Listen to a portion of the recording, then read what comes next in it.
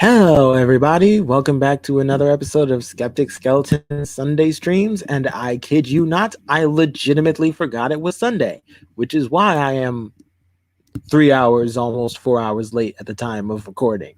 So it's a really good thing no one comes to watch these because I am not on time.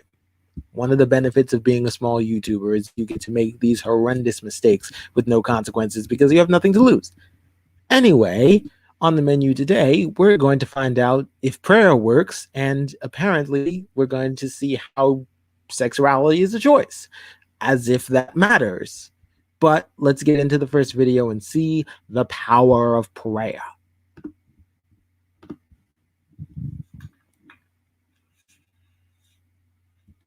Also, I'm sorry if you guys are tired of him, but he is such good, long-winded, ranty material that I just can't. And come on, a video about prayer? Come on now. I couldn't resist. When I first became a Christian and then eventually a Catholic, prayer was one of those things that came with a lot of questions for me. Like, how do I do it? Why should I do it? And what should I expect? What's the point? I think the better question is what is it? Because I'm still not exactly clear on what prayer is supposed to be other than telepathic communication. But as far as I'm aware, humans do not possess telekinetic abilities. So other than that, I legitimately have no idea what prayer is supposed to be. Apparently, it's supposed to be some form of communication with God, but what form of communication? How does the communication work exactly? What's the process? I really think trying to understand what something is the first step, and then trying to understand how it functions, what's its goal, what's its point, things like that. Because none of those questions mean anything if you don't know what the thing is. And I think a lot of those questions can persist for people well into their spiritual journey. And if you let it, the more you dissect some of those questions, the more confusing they can become. So, is it the questions that are confusing, or is it the subject matter that they're addressing that's confusing? Because those are two different things. And I think that if you hit a roadblock in studying something, that does not necessarily mean that you are the one at fault or that you are the one that is being confused. It could be something wrong with what you're studying. The big one that I want to explore in this commentary is, does prayer work? What should we expect to happen when we pray? If we're making requests to God, should we expect that all of those requests are answered the way that we expect them to?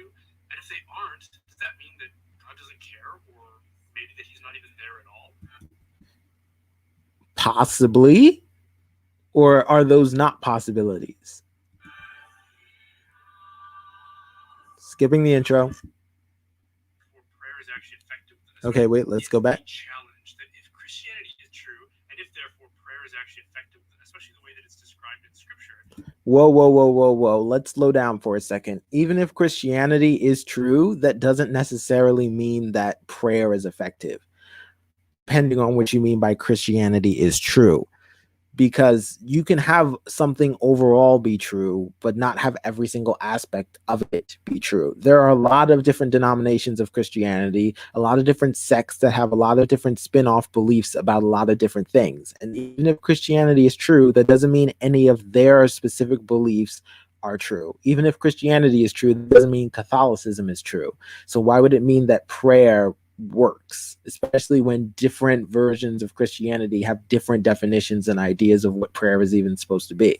So immediately, that's a confusing point. I see no reason why the truth of Christianity would necessitate the truth of prayer. Something I've seen in more than a few atheistic commentaries is a challenge that if Christianity is true, and if therefore prayer is actually effective, especially the way that it's described in Scripture, then we should be able to set up a simple experiment. Not necessarily an experiment even, but a system, a way that things are.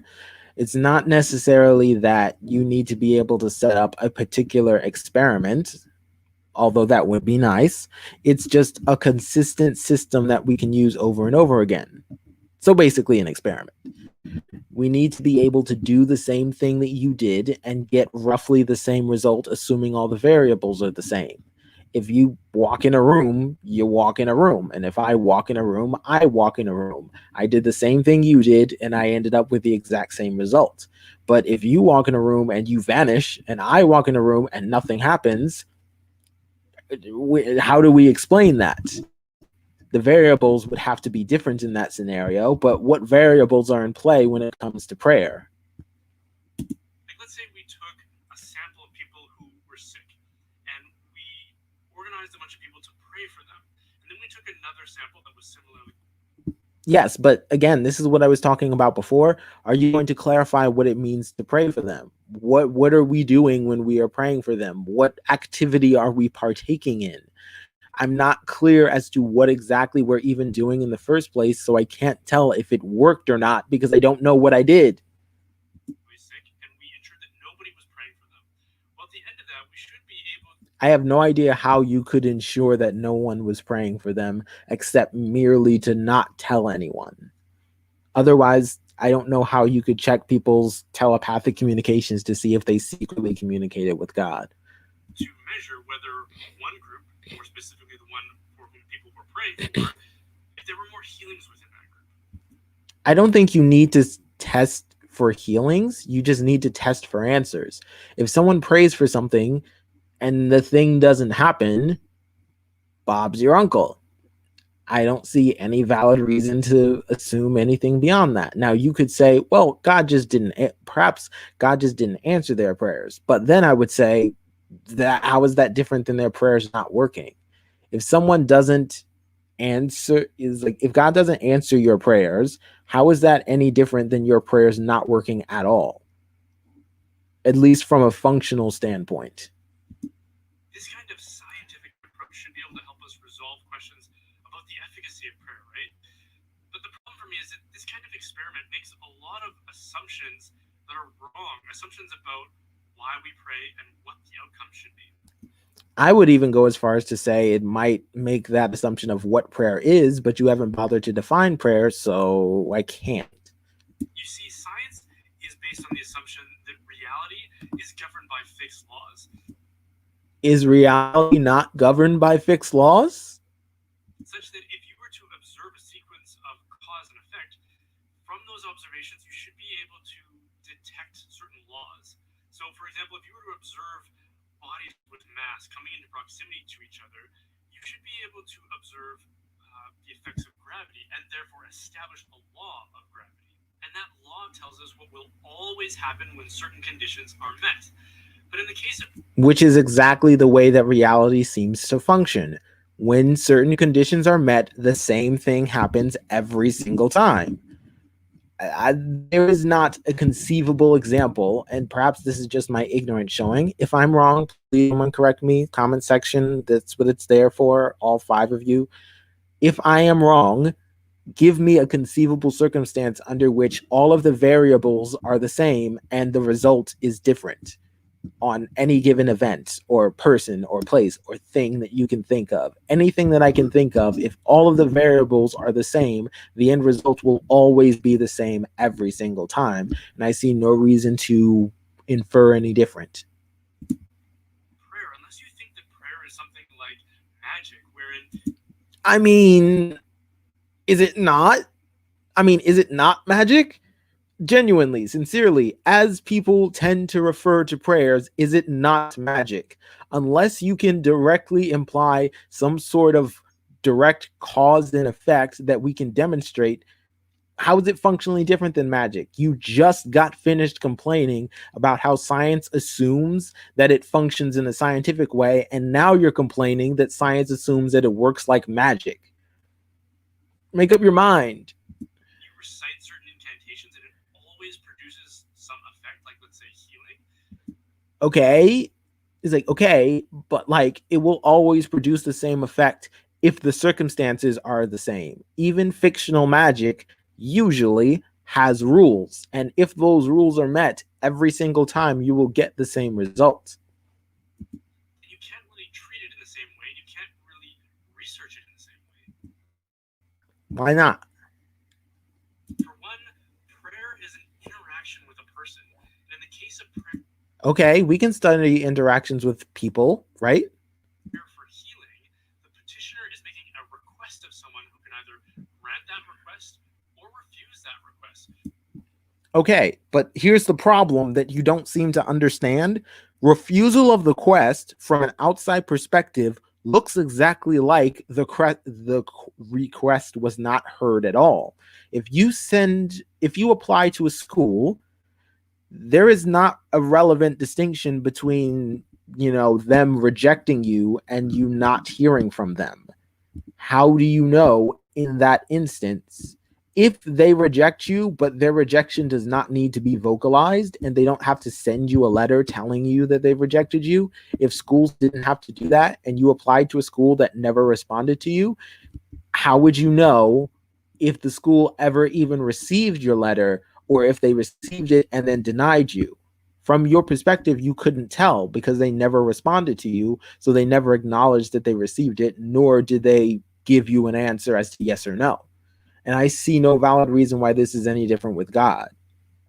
If you pray to God and nothing happens, how do you know if he received your prayer and then said no, or if he just didn't receive your prayer, or if he doesn't exist at all? Because all of those seem to be exactly the same. Which is quite a different thing from researching and observing natural laws. Think of it like someone who goes into a bank asking for a loan. Okay. There's no scientific precision to know what the outcome is going to be for something like that. Yes, there is. If you understand all the variables in this person's history and the policies that the bank lends out money, you can very much do that. I don't know why you think social interactions or social activities, for some strange reason, are not studyable by science when, and I might be misunderstanding this, sociology is quite literally the study of exactly those things. I don't understand how you can dismiss sociology and psychology and things and sciences of that social interactive nature, and then also just how you can just dismiss those and pretend that they don't exist. Either you don't know they exist or you're deliberately ignoring it, but either way is still not a fair picture. It's not a fair image of the conversation to act as though these things are so magical and mystical, these conversations and interactions. You never know what's going to happen when you go to the store to buy something. There's no scientific way to know, except there is if you know what all the variables are. And there are variables to you buying things: how much money you have, how close or far the place is, stock that the place has, whether or not they have a good or bad relationship with you, lots of different things. And if you can account for all of those different variables, you can know with 100% certainty what will happen every single time. Now, we might not be able to know what all of those variables are, but that doesn't mean that there aren't variables. It doesn't mean that they're impossible. It doesn't mean that it's magic. My dad used to work in the bank in commercial lending, and he said that. Would your dad know the probability of someone being able to get a loan or not? Because I feel like he would know a lot more about the variables and the factors that would contribute to that end result. And I feel like he probably could tell you what was always going to happen given his experience. But I'm getting ahead of myself. What he did was often based on little hints and intuition about the person or the company who was making that request.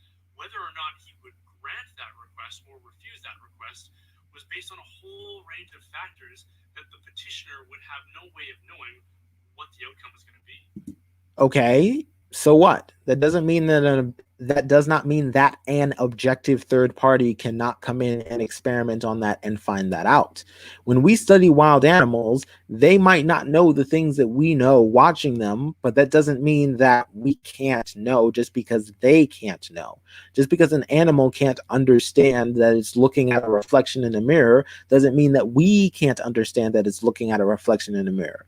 So the cognitive abilities or lack thereof of in the experiment are not relevant to our ability as outsiders to understand the experiment and understand what's going on. Also, this is projection, isn't it? You just used your, I think dad it was, as an example, but why should we believe that that's how bank loans in general function? Just because you say you have a black friend doesn't mean you can then take that and then extend that to be a representation of black culture.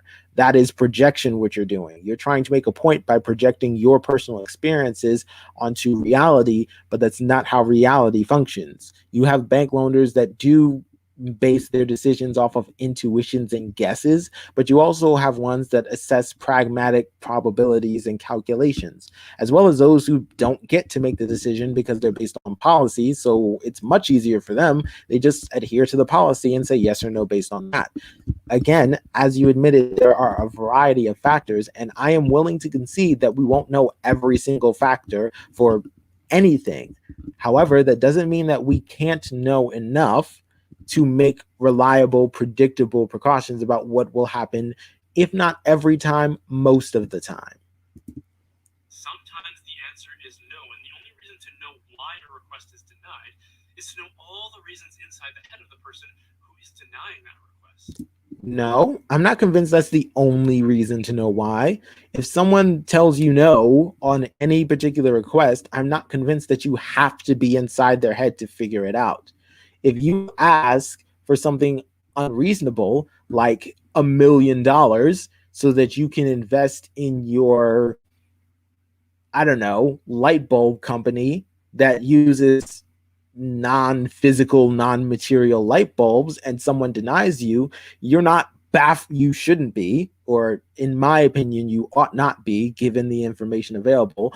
You shouldn't be baffled by that. It should be abundantly obvious that you made an unreasonable request that the person could not reliably, consistently bet on that would return any sort of investment. So at the end of the day, I don't think that you need to be inside a person's head in order to understand why they say yes or no to something. I believe there are a lot of context clues that can give you answers to that. If I asked you for $1 million right now, you would probably say no, either because you don't have it on hand to give, or you just don't want to give it to me, or there's some sort of inherent negative that would come from giving it to me. But those are a list of reasons that I can consider and reasonably conclude one of them is right.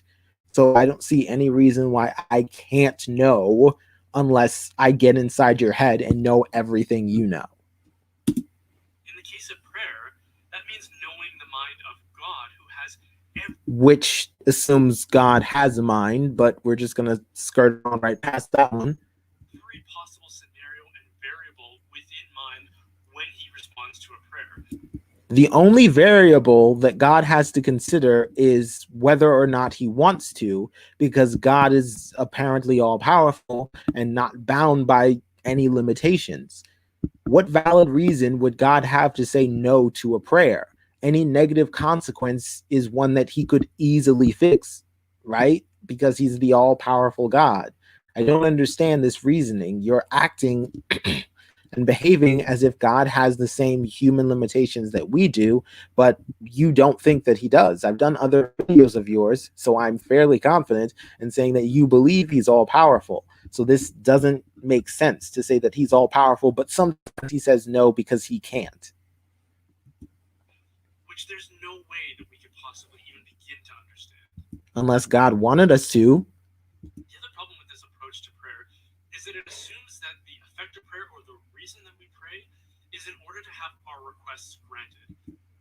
So you ask people questions for what purpose if not to receive an answer?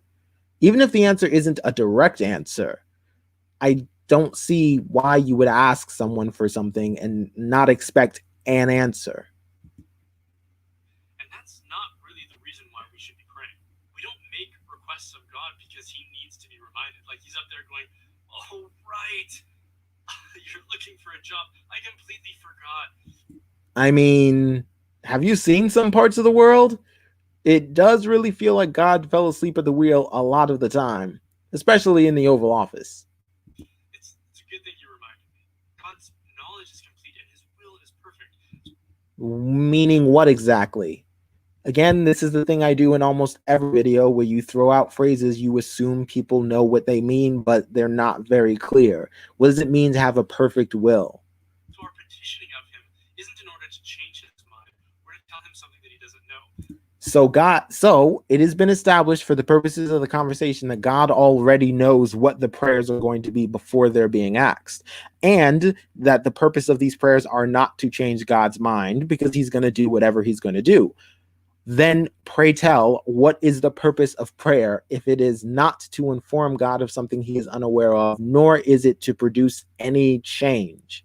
Because if God's not going to change this mind, then this prayer does not produce any change and it changes nothing. What was going to happen with the prayer is still going to happen without the prayer, so the prayer changes nothing. And that raises an obvious question, which is, so then why bother at all?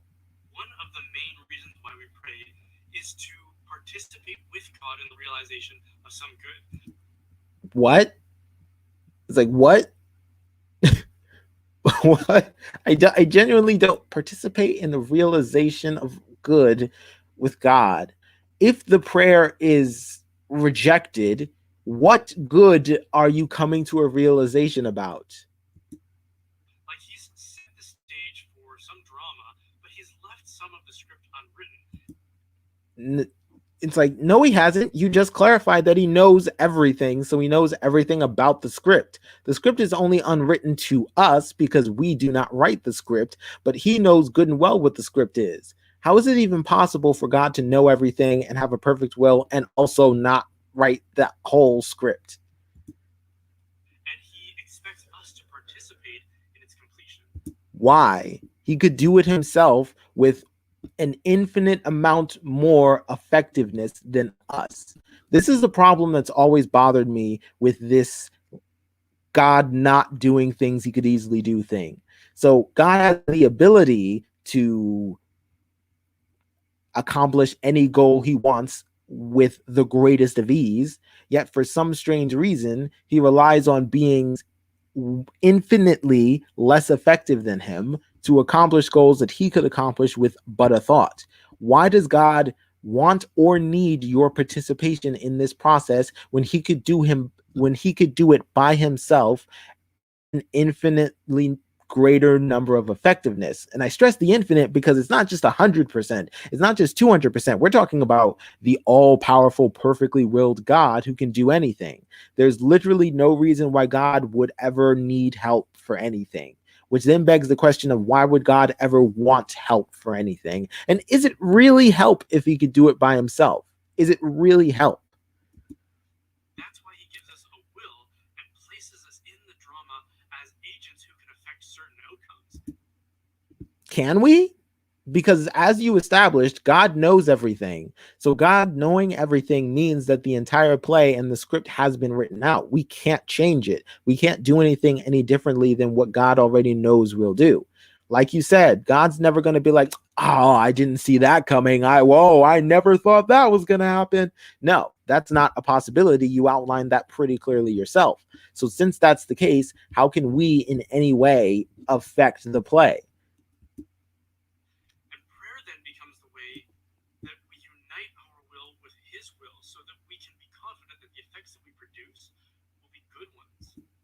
Meaning what? Unite your will with his will. What does that mean?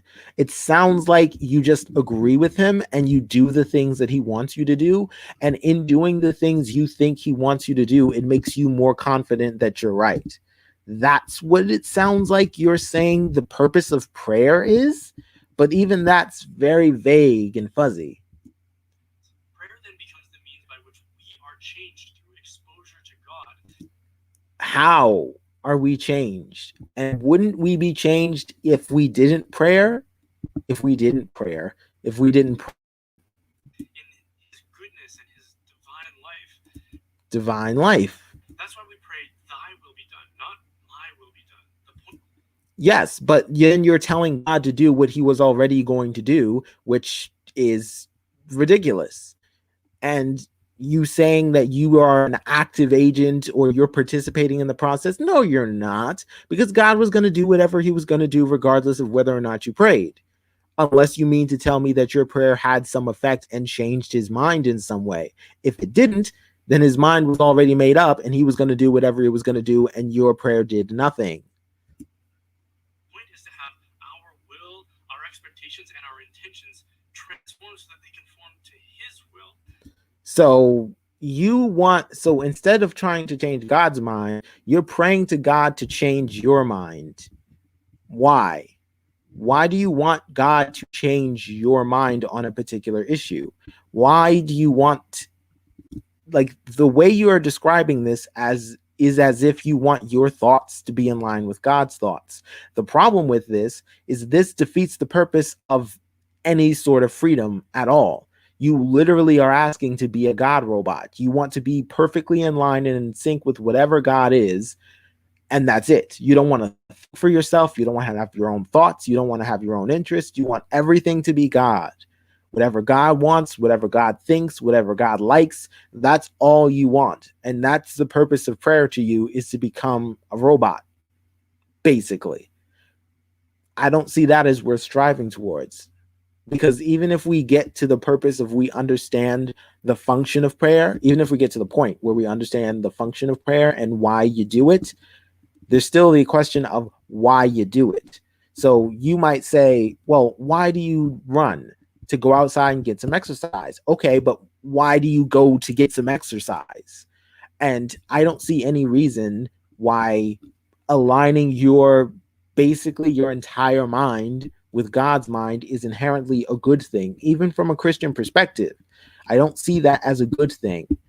I thought the entire point was to freely choose God rather than, pray that God change your mind and make you his robot, which essentially is what that is, because at that point, you're not thinking for yourself. You're not making your own decisions. All you're doing is saying, God, just put my brain the way you want it to be. I'm not going to actually do anything. I'm just going to let you put my brain where you think it's supposed to be. And that's it.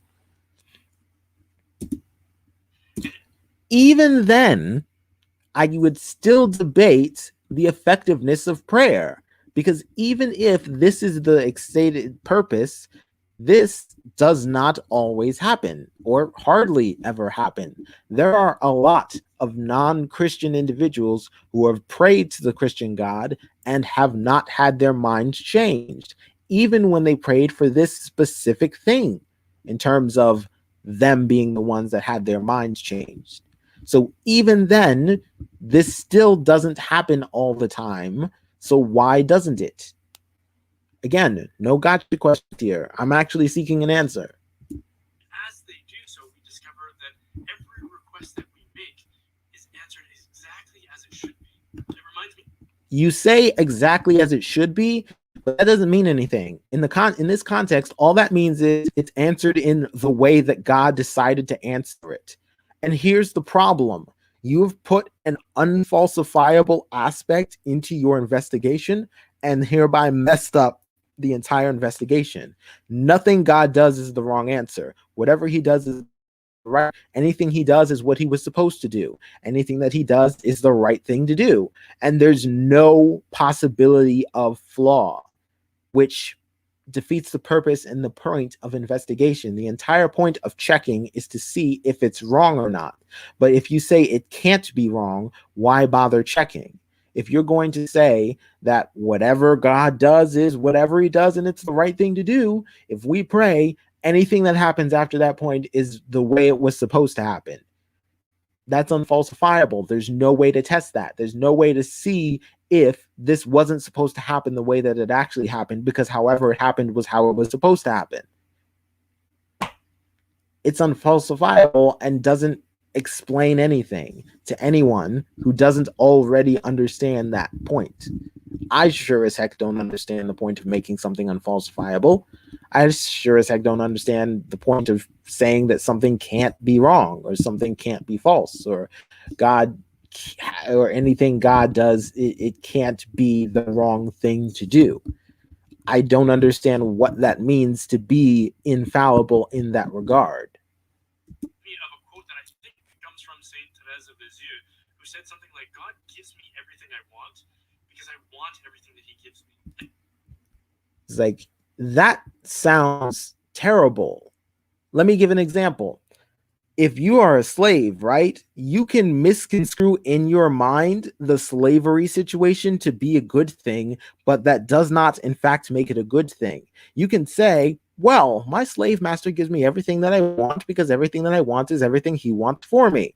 That doesn't make it a good situation, and that doesn't make the slave master a good person, and that doesn't mean that they're doing what they should be doing. Just because you decide to tolerate and put up with whatever God throws at you and like it does not mean that God is doing the right thing. It does not mean that that is the way it's supposed to happen.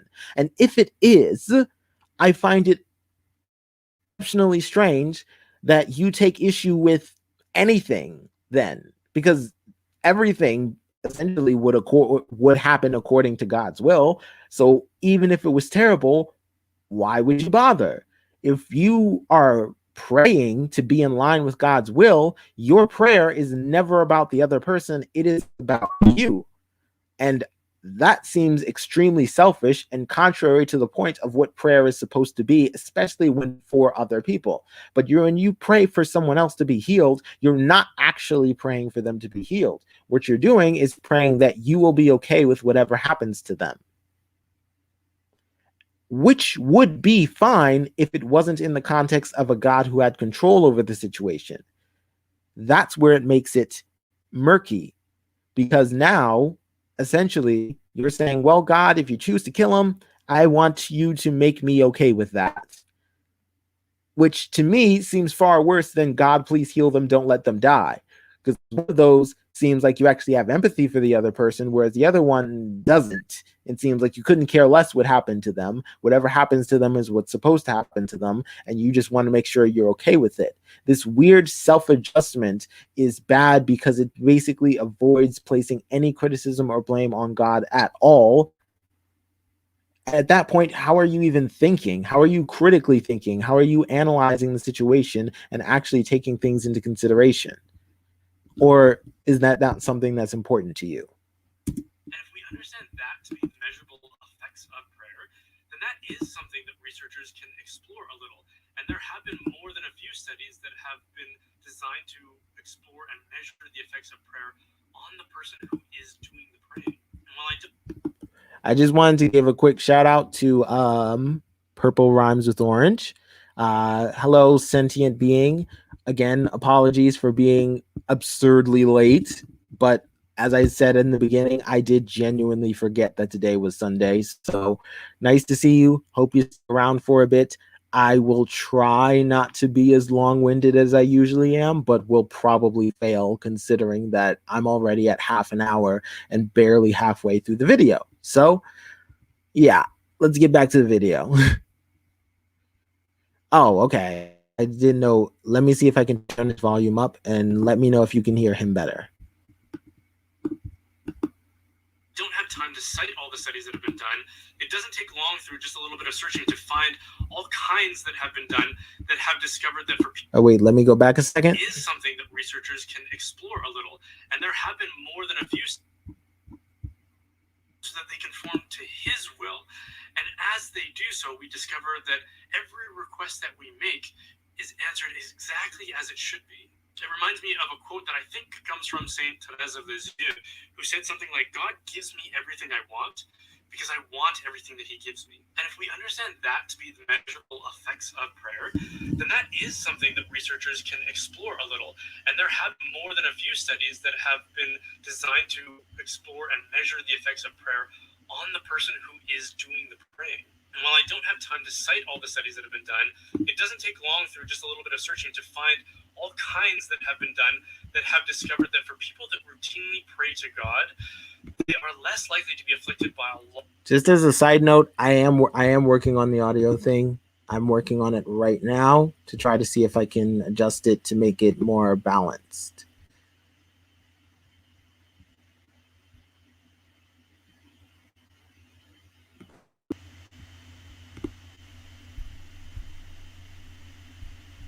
Okay, I'm gonna play the video, and you can let me know if it's better for you on your end.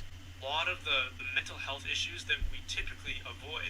And if I can remember, because I want everything that he gives me. And if we understand that to be the measurable effects of prayer, then that is something that researchers can explore a little. And there have been more than a few studies that have been... Wait. In regards to the content of the video again, how is that something that researchers can explore? How can they tell if your will is now correctly aligned with God's will and you want the things that he wants?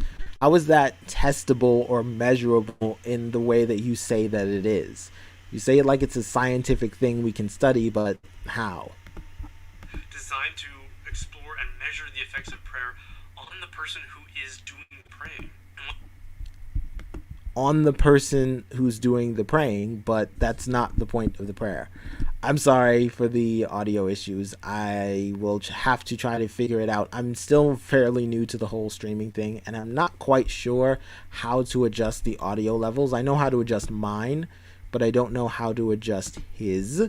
So if there are any tips, I would appreciate them. But until then, I will just continue on doing my best. Maybe I can try that, although I doubt that will help. While I don't have time to cite all the studies that have been done, it doesn't take... Okay, you don't have time to cite all the studies, but do you have time to cite any of the studies? And even then, you can cite studies that support something you already think is true, just like everyone else.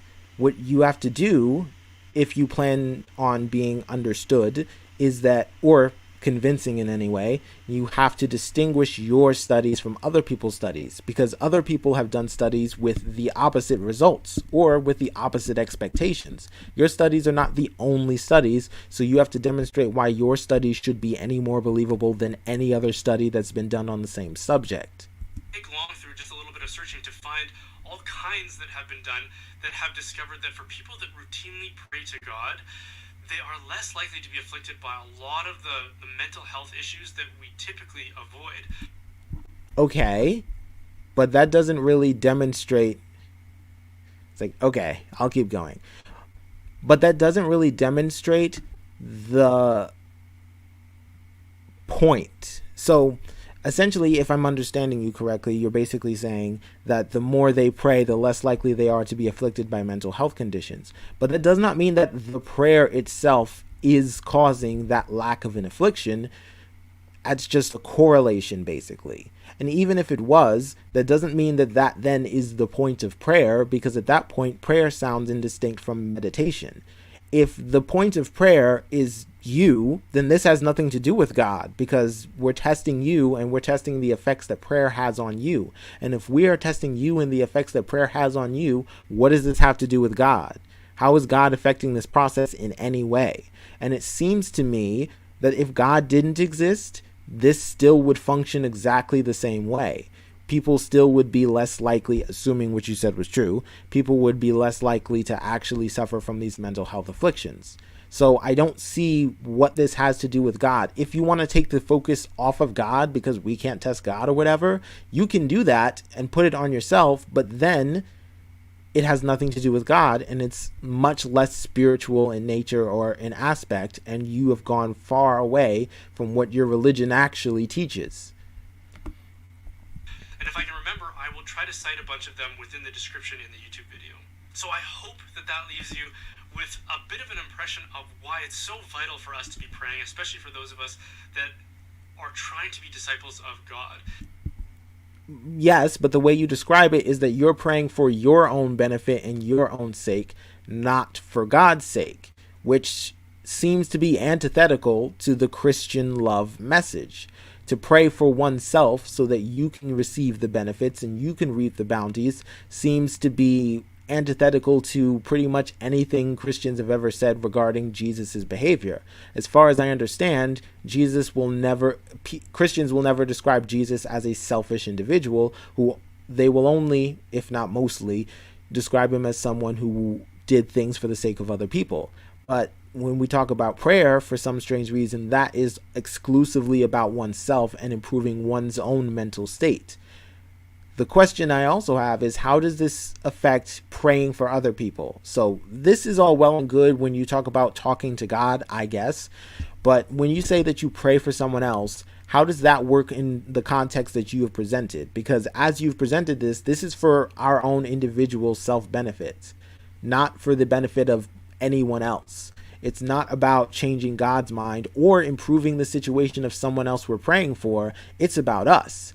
So then, why are you praying for other people then? Or how are you praying for anyone else in this circumstance or with this definition or understanding of prayer? And if you can appreciate that, then I want to leave you with just a few tips for how to get your prayer life going. The first thing I'll say is that because prayer is so vital to our spiritual health and growth, we are going to face temptations against our ability to establish a habit of prayer. So the first tip is don't engage in conversation with those temptations. Okay, but here's the thing about temptations. How do you tell which temptations are the good ones and which temptations are the bad ones? Or are all temptations bad? Is it bad to do anything besides prayer when you're supposed to be praying? Like feed your children, spend time with your family, go on a date. Is literally any activity in lieu of prayer a negative, bad temptation? Because I don't think that's fair. I don't necessarily think that's what you're saying, is what I mean to say. But if it is what you're saying, then why are you making this video instead of praying? Isn't this video a temptation away from prayer? How does that work, basically? The enemy will try to use every measure he can to try to distract and disrupt any habit of prayer. And he's very good at what he does. He's been doing it for thousands of years, which is why you shouldn't try to get into a battle of wits with him. Because God made you weaker than he made him and made him stronger than you. Do you see how gets really confusing? Because God made both you and the enemy, but he made the enemy stronger than you and made you weaker than the enemy, almost as if he made you weaker than the enemy on purpose so that he could then exploit your weakness and make you lean on him. Rather than giving you the tools to stand up and fight for yourself, he has crippled you in such a ways that you have to be dependent on him lest you be fooled and deceived by the enemy, who you only know as the enemy because God says he's the enemy. At least as far as you've demonstrated in this video, you haven't given any good reason to assume that the enemy is wrong or bad, except that they prevent you from your prayer time, which might help you with your mental health issues. Instead of trying to negotiate an argument with somebody who is a lot more cunning than you are, you should refuse to do so. You should dismiss it and not listen to any of the counterpoints. And not listen to any of the counterpoints. That is such a telling sentence about a person's perspective and willingness to learn that on any given subject, they will say not to listen to counterpoints, to just offhand dismiss it. Not dismiss it for good reasons. Not look into it, realize it's bad, and then dismiss it. No, just dismiss it. Don't even look at it. Don't even entertain it. And again, this is operating within that whole Christian framework of if Christianity is true or whatever, but this is someone you have been told is an enemy, and you've not demonstrated that we have good evidence that they are in fact the enemy. This is just someone with an alternate perspective who suggests you might do something other than pray, like spend time with your family. And yes, I know you can spend time with your family while praying, but, do something else with your family besides prayer. Any suggestion they make is not one that should even be remotely entertained. Like maybe you should eat instead of pray. Maybe you should go out and exercise instead of pray. Maybe you should socialize more. But none of those things are good because the enemy suggested them. They're all bad things and you should only be praying. And again, if that's not what you're saying, then you're not giving us a framework to distinguish the good times of prayer from the bad times of prayer. How do we know when something is a distraction from the enemy versus a legitimate priority that supersedes prayer? Or are there no legitimate priorities that supersede prayer? if necessary, invoke the name of Jesus, which is a very powerful form of prayer in itself. Next, I think... Powerful form of prayer. How is that form of prayer any more powerful than any other form of prayer? And how can you tell which form of prayer is more powerful? I was under the impression that there was only one form of prayer because they serve the purpose and function of getting your mind and will in line with God's. But apparently there are several forms of prayer, and you haven't bothered to go into what those are or how they're different from each other, and why any of them are more powerful than the rest, or what power even means in this context. I think you need to be willing to do the minimum. I think it's really easy for us to compare ourselves to our friends or to the aspects of their lives that they are willing to let us see. And that can produce all kinds of feelings of inadequacy. And so as a result, we tend to. It can also produce positive feelings of pride if those friends have been struggling enough. More often than not, when people talk about this sort of thing, which I believe is called fear of missing out, it's always a glamorization of the other person with a negative side effect for oneself, which doesn't take into account the fact that you might be happy for your friend that they got married because they've been single for 9 years. You might be happy for your friend that they got their promotion because they were homeless last year. You might be happy for your friend for a myriad of reasons, but that usually isn't taken into account. And in this context, it seems especially important because it sounds like you're saying you should ignore your friends and only focus on God and Jesus. Because if you look at your friends and how well they're doing, it'll make you feel bad. So just ignore them, I guess. To set ambitious goals for ourselves, and it's no different with prayer. So we make these assumptions about how we need to be spending hours in adoration and contemplation, and that if we don't, then we're somehow not a good Christian. And then becomes this zero-sum game that unless we can pray exactly how we've outlined in our state of ambition, then we won't pray at all. This is another temptation. It's a temptation towards pride. Pride competes with everything, and especially grace. And if we Does it? allow it to persist, it will definitely succeed in disrupting any sort of meaningful habit of prayer. I'm not convinced that prayer has a meaningful habit, even based on the one that you've described, but go on. Instead, console yourself with doing the minimum. It's better to do the minimum and be humble than to scale the highest summits and then be proud for it. You say do the minimum, but I'm not sure what the difference between the minimum and the maximum is in the context that we're talking about. Because all we're talking about is you asking God to make you a robot and make your will and mind in line with His. That's it. What is the minimum and what is the maximum in regards to achieving that goal specifically? So for the minimum, I would recommend in the morning a daily offering, an Our Father, a Glory Be, a Hail Mary, and then at the end. Why those things specifically? Why does it matter what words you use if the goal is the same? And this is a legitimate metaphysical, metalogistical question, I guess, as to how prayer works step by step. So you say these specific words, which you said before, God already knows you're going to say, and then He does make your mind and will in line with whatever His is, and that's how the process works. Do you not see the chasm between one and the other? How you saying a sequence of words God already knows you're going to say, then somehow transitions into Him doing what He was already going to do because you already said you can't change God's mind? It really sounds like you don't understand the main point of the criticism, which is God already knows what you're going to do. What's already going to happen is going to happen. Irrespective of what function prayer actually serves, God's decisions are still going to happen regardless of whether or not you do it. So the purpose doesn't really matter because it doesn't change anything. And it doesn't change anything because God already knows what's going to happen.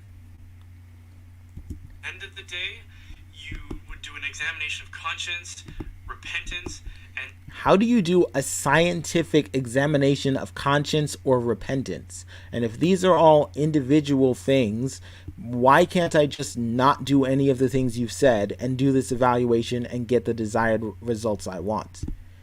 If we want to do this in an objective way, how do we do it? If we're doing this in a subjective way, why can't I just make things up as I go along and come up with whatever results I want? It's my evaluation. How are you going to tell me my evaluation of myself is wrong?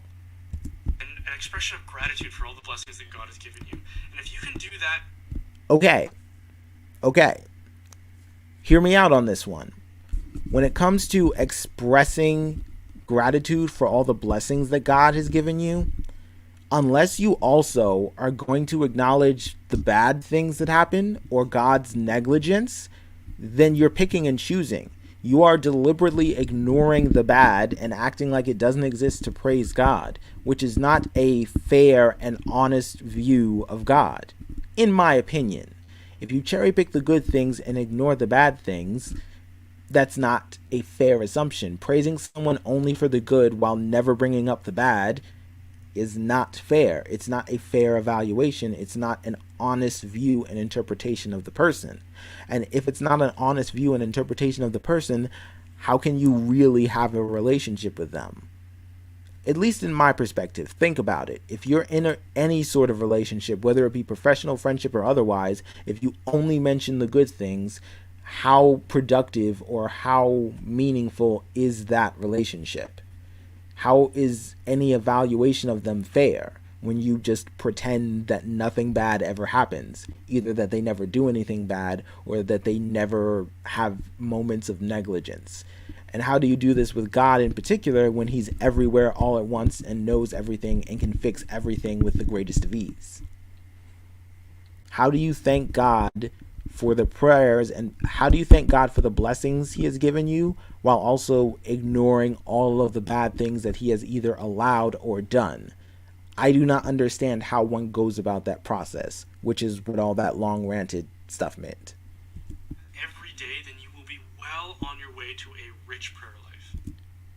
Which is something you should want because you might not suffer from mental illnesses, I guess. Next, pray with your body because you're not a ghost. You're not. I mean, considering the entire point of prayer, I'm not convinced. Also, aren't you the same spiritual person who believes that we're not our physical forms? Or are you saying that we are our physical forms now? Not mere spirit. God made you in the flesh and he became flesh himself.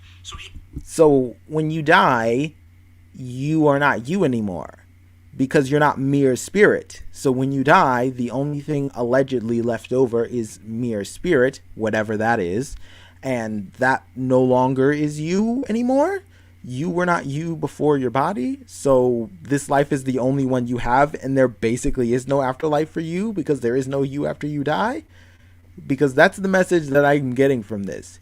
If you tie in the physical aspect of yourself to your identity, then you have to admit that that aspect of yourself dies and does not go on to the afterlife. And if a critical aspect of yourself is missing from yourself, is it still you? He has a purpose for physical reality because it portrays our spiritual reality to us. Does it? If it portrays our spiritual reality to us, then what is the distinction between the two? And I understand that there is an inherent distinction between something that portrays something and something that is that thing, but in a practical sense, what's the difference? If the physical world is meant to look like the spiritual world, why not just have the spiritual world? What is the point of the portrayal when you could just have the actual thing? Especially in this conversation where you believe in the spiritual world actually being a thing. What need of there is a portrayal of an apple when you have an actual apple right there? The things we do with our body, we also do with our soul. So be physical when you pray. Pray on your knees. Why? What effect does this have on prayer? How does this make the prayers more or less effective in achieving their goals? Again, you're telling us to do these things, but you're not explaining the process of how this has anything to do with anything and how it improves anything. You're just giving us suggestions that are supposed to make the situation better, but you're not really explaining how or what better even means. You just do the prayer and then the good things happen. And if that sounds confusing to you, that is as confusing as you sound to me. Clasp your hands together in a prayerful gesture pointing towards the heavens to help remind you that you are elevating your mind and your heart to God. And if you don't do that, then you will forget that you're elevating your mind and your heart to God, and then the prayer will be like 25% less effective because reasons. You see, I'm not expecting a dissertation, but I am expecting an explanation of the mechanisms of how prayer works at all, and you are providing none whatsoever. You still have not really told me what it is, because at the end of the day, you're doing all these things and you're not connecting these things, these gestures, these movements to the end result that you allegedly wanted. Now, you explained, I don't know if you explained it well, but you explained what the end result you wanted is, but you are not explaining how these things help you get there. How does you clasping your hands together and pointing in a direction towards God get you to the end result of being less likely to suffer from mental illness? Vocalize your prayers, sing them if you can. All of these kinds of things will help elevate your whole self, your whole soul to God. How? That is the main question. The entire point of my entire criticism mostly has just been how, though. You can say that, and not only does that not make it true, it does not help me to understand. I have not achieved a greater understanding by watching this video because you still haven't explained the mechanisms by which anything works. You just do the prayer and then the thing happens. But you're not explaining the in-between process where God receives the prayer that he already knew was going to happen and then did the thing that he was already going to do.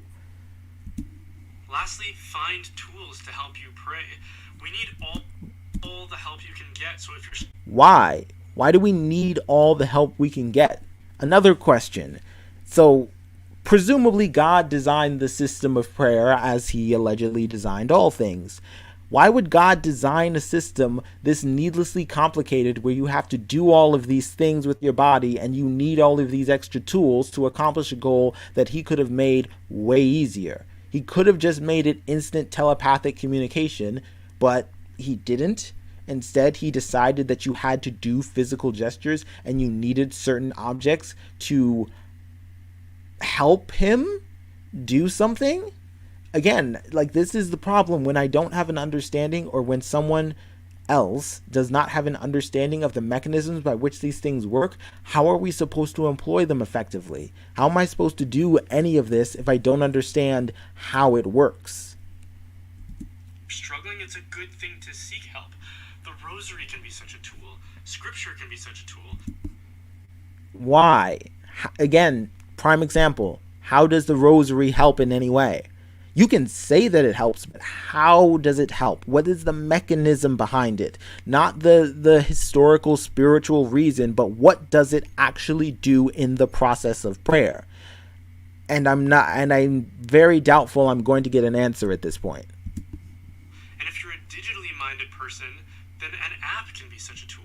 Which is why I'm so pumped to see apps like Hallow out there, which is designed to help prayer become an essential part of our routine, a part of our daily life, in the same way that so much other technology is out there, but instead all that other technology is distracting us from the good that we should be doing. All that other technology? All of it? Even the basic call function that lets you communicate with other human beings? That's just a distraction from the Hallow app, apparently. There are a lot of And yes, I'm being a little bit facetious. thoughtful and creative features in the app as it guides us through contemplative prayer. It helps you set up a routine that is customized to your specific needs and goals, and then it helps you get on track. I thought we were all supposed to have the same needs and goals, which was to be in line with whatever God's needs and goals were. We're not supposed to have our own needs and goals except for whatever God's needs and goals are. If we do have our own needs and goals that are not in line with what God's needs and goals are, why are we then seeking to get rid of that in lieu of God's goals?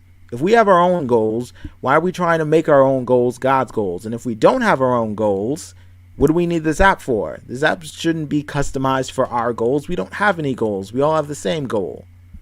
This can be especially helpful if you're insecure about how to get started, because the app itself can lead you in guided audio-based prayer.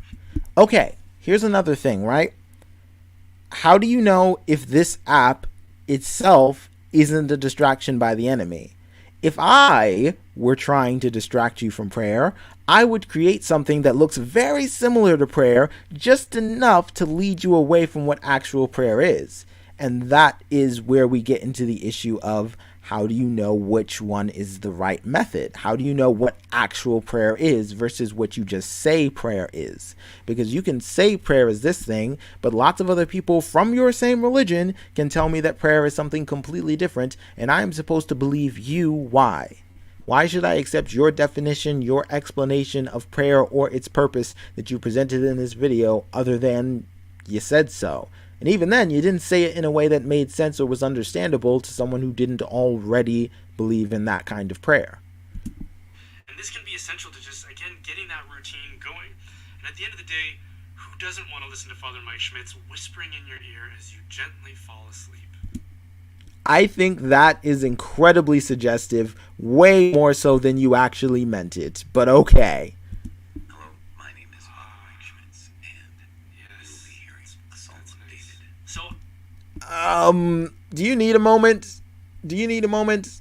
I'm just gonna play that again for the one person actually listening, because that was a little, that was something. He seemed like he was getting a little bit too much out of this. listen to Father Mike Schmitz whispering in your ear as you gently fall asleep. Hello, my name is Father Mike Schmitz, and yes, you'll be hearing assaults updated. So I would invite you to check out the app. They have a forever free version for all the basic features that you could need. But for those of us that aren't satisfied with mediocrity, they have a commercial version that unlocks all kinds of features where you can take it even just that much further. And they've actually generously offered a trial version of that. I think it's 1 month for listeners on my channel. So if you go to hallow.com/Brian, you can download that and sign up from there and get that trial version.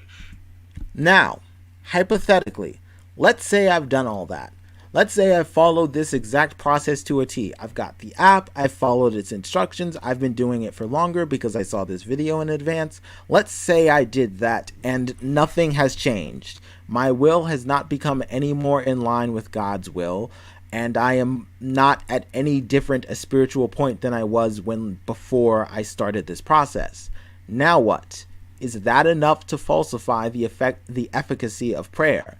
Because if it isn't, then me doing all of that is a waste of time. It would change nothing. Or would it change something? Genuine question. And I'll try to leave a link in the description for my...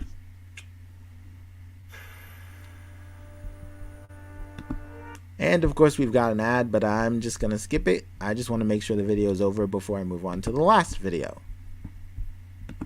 Subscribing to my channel. Yep.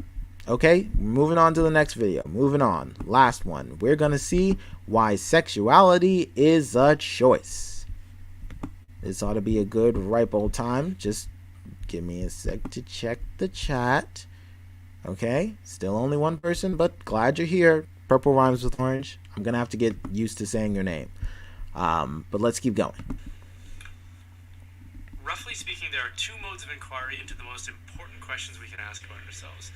The first, which we might call the ancient approach, is to ask what is a human person and what best contributes to human flourishing. This approach treats this question as both an internal and external one. Internal because we ourselves are human beings and we can look into our own personal experiences to provide some insight. But also external because there are human beings external to myself who can add additional perspective, far more perspective than only one person can. The second approach, which we might call the more modern approach, asks what brings the fulfillment of the self? What will bring me satisfaction? And the inquiry in this case is less or not at all external, but merely internal. In this case, we tend to favor the subjective perspective to the exclusion of the objective. Getting alternate perspectives is not objective. If you get an opinion from someone who is not yourself, it's still a subjective opinion. You can get a subjective opinion about a subjective opinion. And I fail to understand how just because you partly use yourself, because in the ancient perspective you just talked about, it is you plus other people. So your subjective opinion plus other people's subjective opinions does not equal an objective opinion, any more than the subjective opinion, being the more modern interpretation, equals an objective opinion. We want to find ways for my desires, my hopes, my appetite, my dreams and ambitions to find satisfaction. Yes, why would we be interested in anything else? We could ask, what is more noble or good? The flourishing or fulfillment of an individual, a single person, or the flourishing and fulfillment of a community of individuals? Why do I care? What if my flourishment is the flourishment of a community? But to be more specific, we haven't defined what flourishment is. So that's where we run into this problem, because you see, flourishment is a word, and words have definitions, and definitions are made up by humans who also are subjective. So the definitions are subjective. So this depends entirely on what definition of flourishment you mean, because the flourishment that I might think that is good for the community is for each individual to achieve their own individual definition of flourishment, unless it contradicts with mine, or unless it harms someone in some way, or things of that nature. At the end of the day, this depends on which definition you use, and the definition you use is ultimately arbitrary because each definition you come across was made up by a human, a subject, and your dependence on agreeing with that is ultimately subjective. I don't see how this is any better of an approach than the modern interpretation. If you think that it's better for the many to flourish, then our exploration for how to encourage that outcome should consider what is common and what is shared. It should examine our humanity and the human person rather than just the selfish, individual, isolated perspective. Why? You can take that into account with everything else, but that can be the main primary thing in terms of the main primary thing being the individual self. So I don't see any reason why that shouldn't be the primary consideration if you're trying to make sure that a community flourishes, to ensure that the individuals are achieving their own individual flourishment.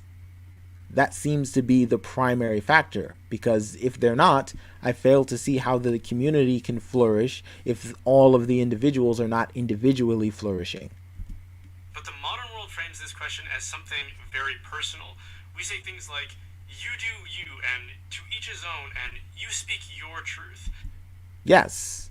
And the problem is what? These are the trademarks of relativism and subjectivism.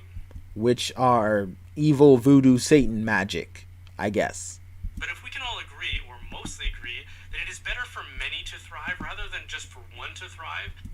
Again, you say just one, but you have to understand this about relativism and subjectivism. It's not just one, it's at minimum one. It is referring to an individual subjective experience, yes, but we are all individuals with subjective experiences, so it's referring to all of us. At the end of the day, you looking at what makes you flourish is going to help you, but that general idea of the individual trying to find their own individual flourishment is an idea that goes to the community, the idea that applies to everybody. Then we necessarily have to expand our inquiry to consider what is common to the many. Why does it matter what's common? Because I don't see why something being common would make it more or less, or give it more or less contribution to the flourishment of the community or humans or whatever. It assumes that there is something objective that informs our inquiry into ourselves. No, it doesn't. You can assume that there is no such objective thing and merely be looking into the external subjective opinions of the humans around you. None of that requires objectivism in any sense. So no, it's not necessary. And into reality. And this is what the ancient world did. It sought to understand the human person rather than just the individual perspective. Yeah, because forget the individuals. Let's just look at the body, not the person in the body. It asks questions like, what is a human person? What is our purpose? What leads to our fulfillment and our flourishing? And notice important thing among the questions you asked, it didn't ask who gets to decide any of these things. And why didn't it ask who gets to decide these things? Why didn't they ask who gets to decide what a human is? Or did they, and you conveniently just didn't ask that question? Because that would be the most fundamental question, the question that could probably invalidate most of the things you're saying in any objective sense. Notice that all of these questions are inclusive of the many rather than just the individual. Whereas the modern world encourages us to ask, what? Sorry, gonna check chat for a second. They seem to have trouble with the idea we help each other because we all benefit with, yep, yeah, I very much agree with that. That's what I was saying, was if each person is looking out for their own best interests, that is a community flourishing. And I don't think he understands that. He literally only sees the one person looking out for themselves, not the one person looking out for themselves by looking out for the other people. And if everyone is looking out for themselves in a way that is contributing to the success or the flourishment of other people, then you have an entire community finding their own individual fulfillment and also helping each other, which is very much possible. But back to the video. What is my unique purpose? What is my perspective? What is my truth? And how do I find fulfillment in myself? From a pragmatic sense, what else matters besides that? Why would you care about anything besides that point? If something is not helping towards those things, why would you go after it? If it's not helping you to feel better, if it is not a goal you want to achieve, if it is not a value you want to maximize, why are you engaging with it? Now, you might say, well, there are things that people don't want to engage with all the time that are helpful to people, like maybe charity. But the people that tend to do charity want to do charity, and they do it because it brings them some level of personal fulfillment to know that they are helping other individuals. There is a level of personal gain even in the things that you might find cumbersome or inconvenient. It's just that the personal gain, will be greater than the inconvenience it has. Even when it comes to something as basic as chores, annoying as they may seem, the personal gain of not having a trashy, disgusting house is worth the inconvenience. You're doing it for yourself because you like a clean house and you do not want a dirty house. So again, I fail to see how these are not selfish, air quotes, selfish gains or desires or methods or things like that. I don't see how we have strayed from the initial relativistic subjective perspective he was talking about. I don't see how this is any different. And if we get too far off track and our dysfunction becomes too much to bear, what do? We go far off what track? Go and seek therapy where the focus is again on the self. Yes, which is a good thing. Therapy, which helps a lot of individual people achieve their own individual goals, helps a lot of people. It's almost as if you can have some perspective or some methodology where you focus on yourself and improving yourself, and that practice applied to everybody or a lot of different people helps them. Just a thought. We spend hours talking about ourselves, not... That's not necessarily true. There are various different kinds of therapy. There are family therapy, there's group therapy, there's couples therapy, there's support therapy for people who aren't even dealing with the actual problem, but they're family and friends of the people dealing with the problems. There is a lot of different kinds of therapy, so it's not fair to say it's all solely us talking about us. I get the distinct impression that you don't know that much about therapy. Ethics or spiritual fulfillment or anything objective or external, only not again on the self. We spend hours talking about ourselves, not ethics. You think people who go to therapy sessions don't talk about ethics? That is so mind-numbingly obvious that I don't know how you missed it. Depression can lead to or be a state of self-hatred and self-loathing, which wouldn't make sense without an ethical framework of some sort that the person believes they have personally violated. A lot of self-loathing and self-harm leads from or stems from some sort of ethical sense that the person has of themselves, some sort of moral expectations that they feel they have failed consistently and to such a degree that they then have to enact some form of punishment against themselves. I don't understand how therapy could function without any ethical framework whatsoever. What would even be the point if there was no ethical framework, whatever that would even look like? Or spiritual fulfillment or anything objective or spiritual fulfillment, he says. Technology and modern times are pretty great because now not only can you choose your therapist, you can also choose their spiritual orientation as well as the methodology. There are a lot of Christian or spiritual therapies. Keyword being therapies or types of therapy that focus on spirituality, focus on the Bible, focus on different things like that. Again, you're really displaying how much you just straight up don't know about therapy that you're saying all these things when there are a lot of primarily Christian spiritual therapists that focus on that specific spiritual growth approach. And I fail to see how spiritual growth and ethics are objective in any sense. Just because you say they are doesn't mean that they are any more objective than talking about ourselves. Especially when our spiritual development and our ethics are ourselves. Yes, I agree. Checking the chat again, but yes, I agree. A lot of individuals gain a lot from group therapy that isn't necessarily about themselves. Even if they hear with people who have, and I know Purple Rhymes with Orange said that they gain a benefit by hearing from people who talk about similar issues, but there are a lot of people who gain something by hearing other people talk about different issues as well. There can be a lot of different benefits, but at the end of the day, everyone is benefiting themselves. And it's important in group therapy a lot of the time that people recognize that their responsibility is not to the other group members to fixing their problems, but to fixing, air quotes, fixing our own individual selves. But let's keep going. External, only internal and subjective. Instead of obsessing over these selfish preoccupations, he says.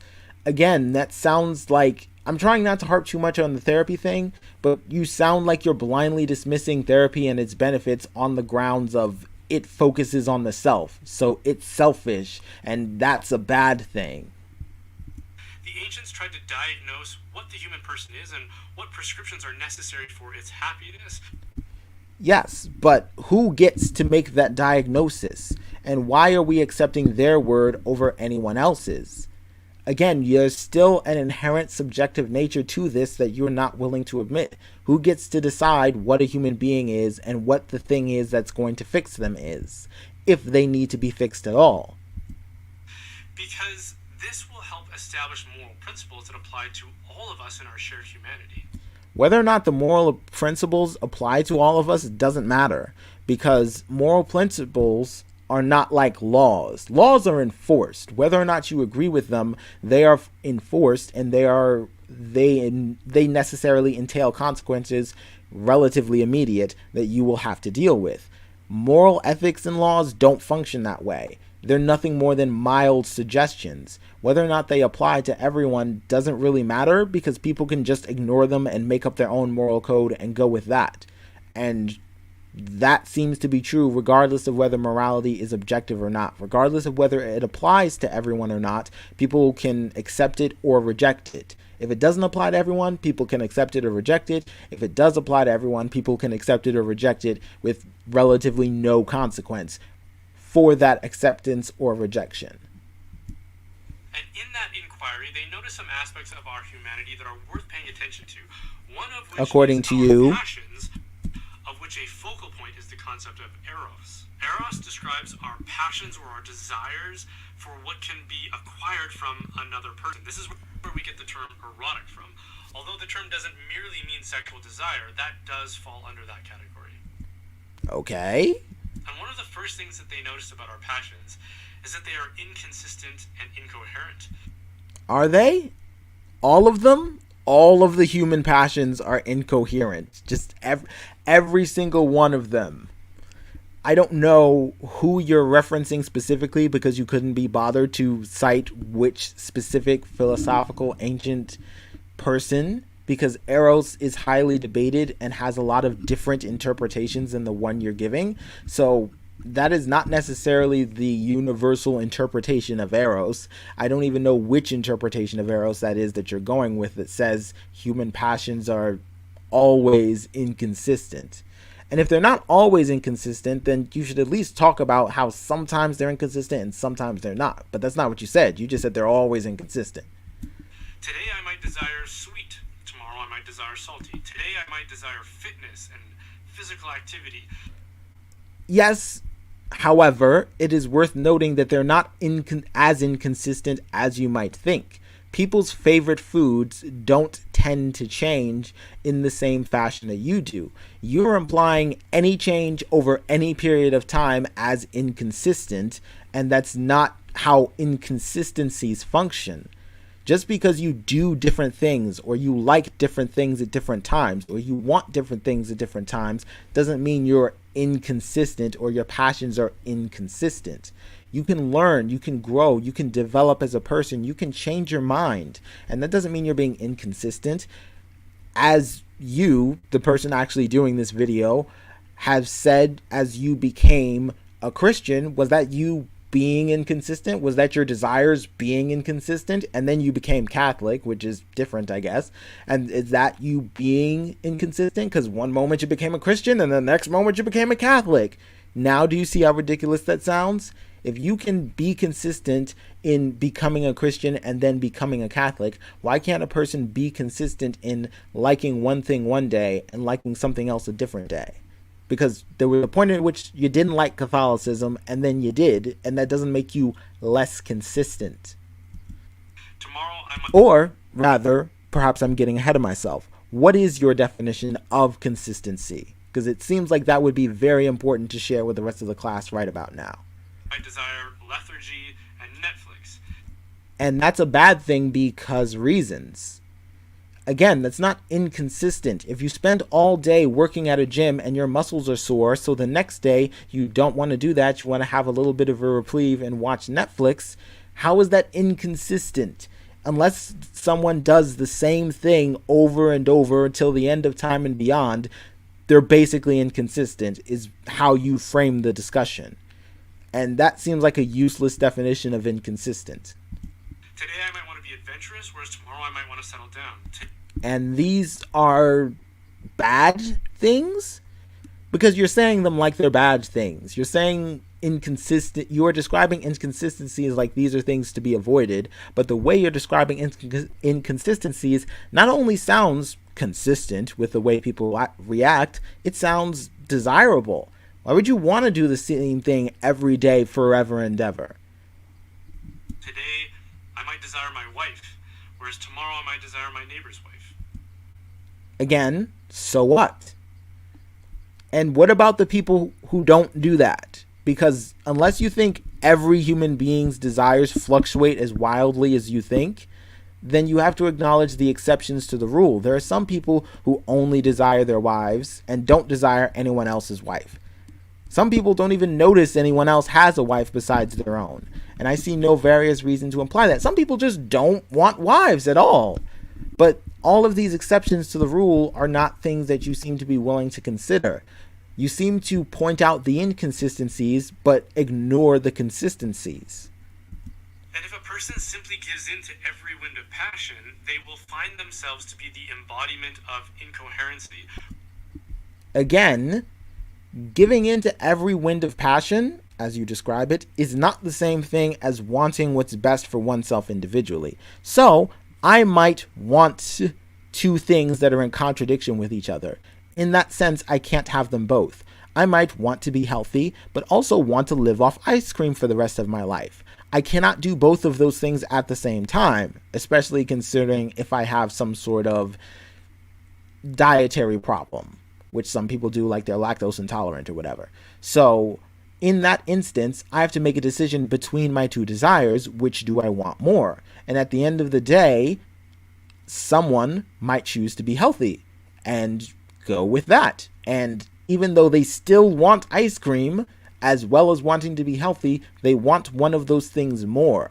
Another thing you don't take into consideration is the amount that people want things. Their desires can outweigh other desires that they have. They can be persuaded and talked down out of certain desires, as well as encouraged to seek other desires. It's not inconsistency, it's variation. And variation and inconsistency aren't the same thing. Just because you want a variety of different things doesn't mean it's inconsistent. And again, I don't think this is a way that people behave in real life. I don't think that people just drop whatever they're doing to go off to the random desire. Most of the time. There are some people that give in to every desire, but most people tend not to do that and have some degree of self-restraint. So I fail to see how this is in any way an accurate description of humans if this is what a human is supposed to be. With no lasting relationships, no lasting achievements, and no enduring direction in their life. Okay, that's very important. What if they have an enduring direction that happens to align with all of their individual desires? Or is that just not possible? If a person is to attain those things and the flourishing and fulfillment that we all want for ourselves, it's obvious that we need something to judge and govern between those passions. Yes, and that could be the passions themselves. One moment, I'm checking chat.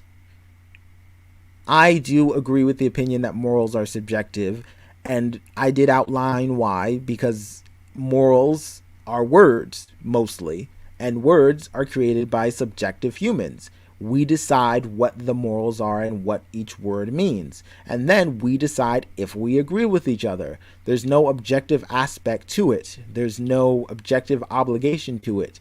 You make up a word, and then you decide if you like the word or agree with it. That's just how it goes. Once you know what it means, you either like it or you don't, you agree with it or you don't. And it's all subjective, arbitrary aspect. So, good point, chat. Good point. I mean, the chat is just purple rhymes with orange, but still, good point, chat. And that's where we turn to our intellect and the flourishing and fulfillment, the coherency, with no lasting relationships, no lasting achievements, and no enduring direction in their life. If a person is to attain those things and the flourishing and fulfillment that we all want for ourselves. Which is what exactly? Before we get on to the next point, what is that flourishment that we all allegedly want? Because when you ask people, they seem to want different things in terms of what is flourishment for them. Some people want a family. Some people want a successful career. Some people just want to travel and see the world. A lot of people seem to want a lot of different things and view a lot of different things as flourishment. So why are we speaking as if there is only one definition of flourishment? A definition of which you still haven't provided, by the way. It's obvious that we need something to judge and govern between those passions. Yes, and that can be our passions themselves.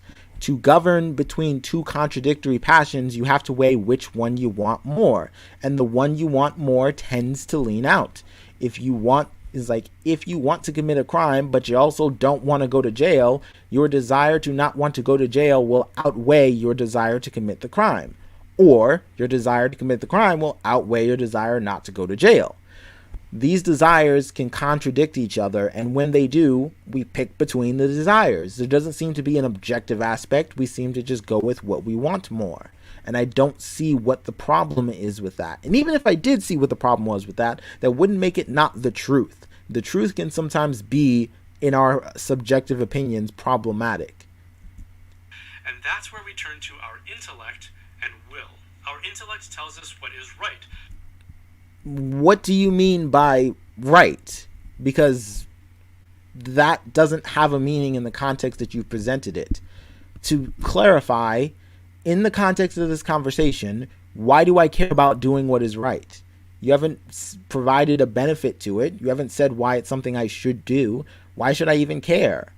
At the end of the day, why should I care about doing what is right more so than doing what I think is right? Through reason, through experimentation, and through knowledge that has been passed down to us, and then it informs our will, which pursues the good choices that our intellect has already identified for us. If our intellect has already identified the good for us, then what do we need with all that other stuff? How does that enhance the experience or make it any better? We don't need information to be passed down or anything because our intellect just tells us what's right, right? For example, my intellect and my reason tells me that a beard, an impressive beard, will make me appear... Stop. Your reason and your intellect tells you something about an impressive beard. An impressive beard is a subjective evaluation of a beard. Unless you have some sort of objective means by which you test the impressiveness of a beard, you are just going off your own subjective interpretation. Aren't you? Or do you have that ultimate objective beard test?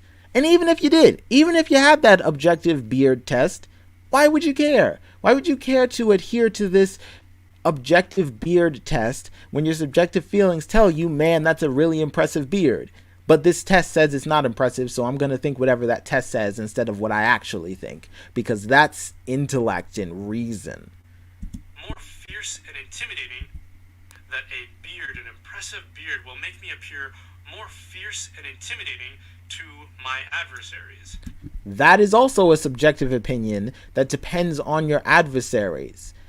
That is what you think your beard will make you look like to other people. What part of that was objective? What part of that wasn't just a total subjective evaluation? What part of that was reason and intellect or any of those things? I really feel like you're just doing the subjective moral relativism that we're all doing, but you're just calling it something else because you don't want to say that that's what it is. Therefore, I enact my will to encourage choices that will promote the flourishing and the growth of my beard. And these two powers are... Yes, people tend to do things that maximize the values and goals that they individually want. Where's the objectivism? Checking chat. I wonder what he would say about Ocean Kelatoid's omnipotent beard. I wonder if he would say it's impressive or not. I mean, it's omnipotent. It's omnipotent, so presumably it must be the most impressive beard of all the impressive beards. But let's get back to the video. Intellect and our will are what and the growth of my beard. And these two powers, our intellect and our will, are what differentiates us as human beings from all other animals. Does it? Because at the end of the day, you just described a goal you had and how to achieve it. Are animals that different that they don't have goals or don't have methods to achieve them? All animals have an appetite, but only some can judge between them to decide which are good and which should be followed and which should be suppressed. I would agree that only some, but I would say more so than you think, because the way you're describing it is as if it's only a human thing and other animals are completely incapable of it, which I'm not willing to concede for the entirety of the animal population, that none of them have any level of restraint or self-control under any circumstance. A person who refuses to exercise their intellect and their will, or who forfeits their will to their appetites, as opposed to forfeiting your appetites to Christianity or spirituality or God. By the way, just thought I'd throw this out there. We're halfway through the video, and he has not once mentioned the word sexuality or what sexuality has to do with any of this. This is basically talking about objectivism, but whatever. I guess in this video about sexuality, we're just not going to talk about sexuality. Is someone who will become ruled by their appetites. They're someone who will become nothing more than a walking appetite. Is that not what human beings are? Without appetites, what else is there? Genuinely, any goal that you try to achieve is in some form some kind of appetite. And I don't see the purpose of living life without appetites. And I don't see what's wrong being a walking appetite. Even if you're a walking appetite, you still have to manage your appetites in some way. At some point, you are probably going to have contradictory appetites and you're going to have to choose between them. So it's not possible to literally give in to every single appetite, especially when they're contradictory. So I don't see what the problem is here. Even if I take what you say at face value, and I don't think I should, what's the problem with being a walking appetite? And this is what we recognize as addiction. Addiction is what happens when... No, this is not addiction. There are individuals who suffer from addictions who do not want to be addicted. They do not want to engage with the addictions. They feel negative results as a result of those addictions, and they cannot help themselves. The only reason they give in to their addictions is not because they want to or because they have an appetite for the thing, but because the negative backlash they receive is far worse than stopping the particular action. It is not that someone, and don't get me wrong, there are individuals who are addicted who very much enjoy their addictions and are addicted because they want to be addicted. But there are also individuals that go to rehab and seek help because they recognize that the thing, the appetite they have, air quotes around appetite, is providing more negatives than benefits, and their desire to get better and go to rehab supersedes their desire to be an addict. So, being addicted to something is not the same thing as giving into your appetites. Especially, like I said, because some of your appetites can be contradictory. Or do you see no difference between someone who just lives their lives in accordance with subjective moral relativism and a drug addict? Do you see no difference between those two people? Because based on your description, you've described them the same. They're just walking appetites. Am I right?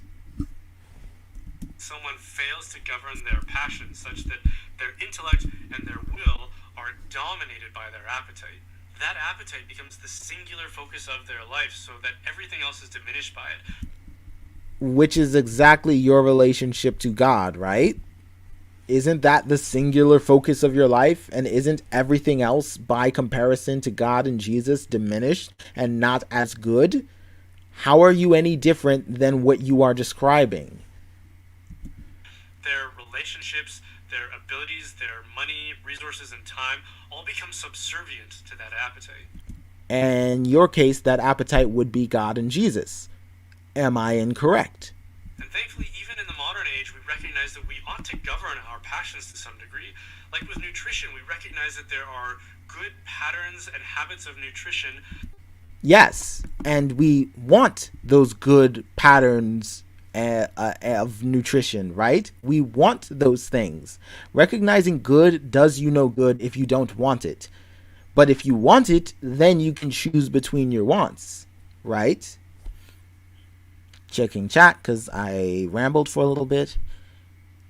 Yes, it is funny that God's will. Well, that's the other thing about God's will and opinions aligning with his. He specifically said in his previous video about prayer is that that's the point of prayer. That's the function. The function of prayer is to make your will align with God's will and opinions, which, even if that was the purpose of it, still seems to serve no function because that was going to happen anyway, because God knew it was going to happen because he talked about God all-knowing, being all-knowing. So it really didn't change anything because you were already going to align your opinions and wills with God's because he already knew what you were going to say, so he was already going to do whatever he was going to do.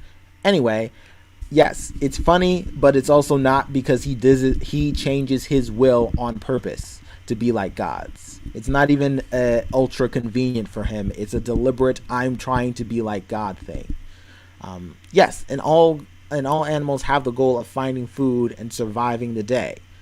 There are exceptions when there are different types of mental illnesses and things like that where us humans desire not to live more so than desire to live, but by and large that is agreeable. I think that in terms of your last comment, it seems like he's trying to make God's will align with his more than the other way around. I would say that is true in the sense that is his interpretation of God's will. He is going to, in a lot of senses, a lot of things, communication in general is interpretation. So his interpretation of God's will is going to be what he thinks his interpretation of God's will should be. And as such, he is then going to try to align himself with the thing that he thinks it should be to begin with.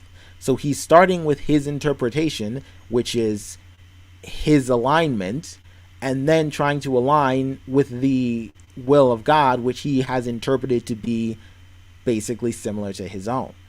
So essentially, I agree with the comment in the sense that I think he's making the interpretation of God's will his own, and then saying he's changing it to his already agreed upon interpretation. But gonna finish the video. That are better than other ones, and that we ought to make good nutritional choices rather than just consuming whatever we happen to desire. Why? Why ought we make good nutritional choices rather than consuming whatever we desire? At the end of the day, the answer comes down to that you want to, because you don't have to.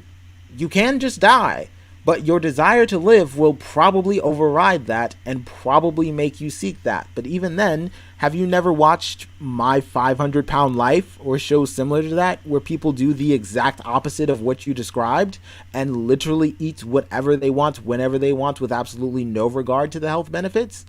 Again, that might be an ideal situation, but that is most certainly not how humans behave.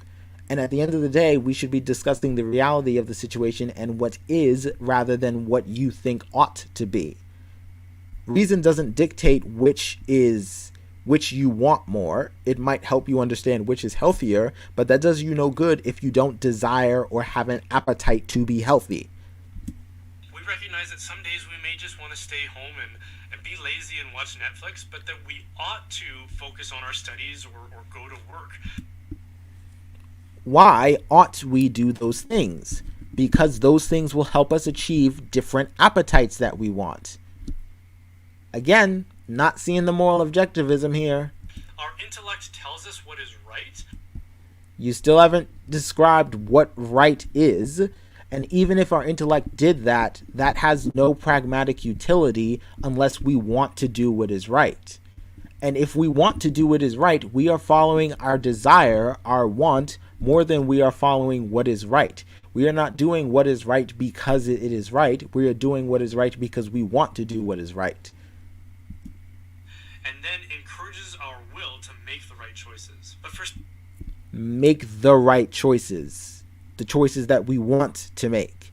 Because you want to make the right choices. This is getting very repetitive, so if he doesn't get to the sexuality issue, I might have to end this early. I'm not just going to repeat myself for probably another, I don't know how long. For some reason, when it comes to sex, this one thing, we have this bizarre double standard where we say that everything that makes us uniquely human, our will and our intellect, should be subjugated to our passions and our desires. Because sex is different than other things? Or do you think having sex, choosing to have sex, and choosing to eat are functionally the same thing? Do you not understand the drastic difference in circumstance there and why one might be treated differently than the other? Or do you literally see them as the same?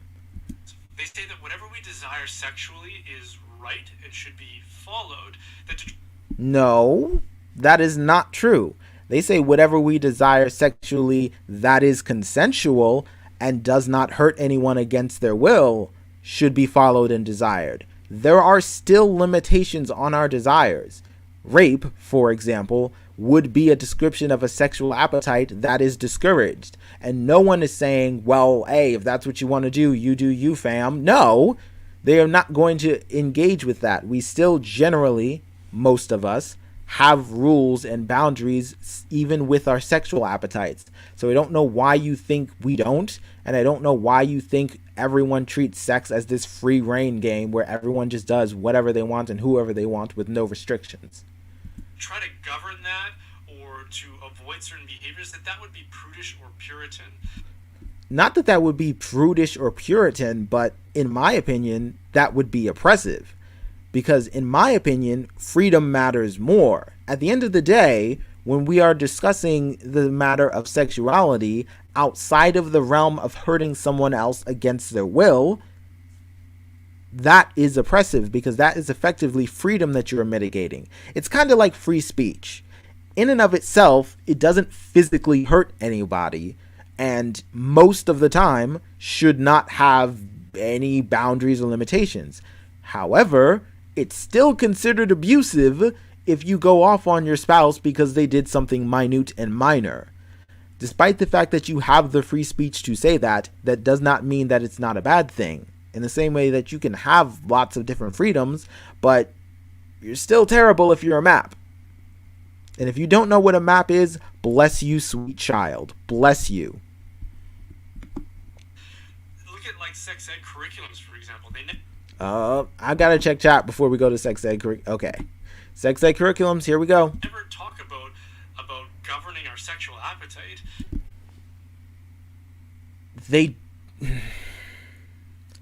Sex education classes tend to vary depending on what the class is, but a lot of them teach safe sex practices, the use of contraceptives and different things like that, in the same way that a nutritional class will teach you that. Now, a nutritional class will tell you the effects of food, but they can't tell you which foods to want and not want.